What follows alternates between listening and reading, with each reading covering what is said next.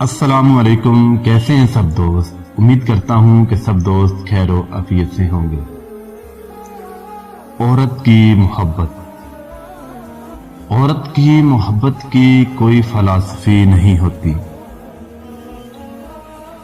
कभी ये घर के मुलाजिम को दिल दे बैठती है, तो कभी ये बादशाह को भी खातर में नहीं लाती।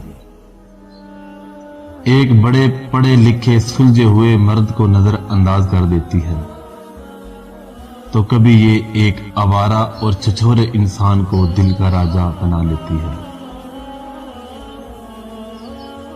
औरत अगर बसना चाहे तो झोंपड़ियों में भी खुश रहती है, और अगर ना बसना चाहे तो महलों को भी कुछ नहीं समझती।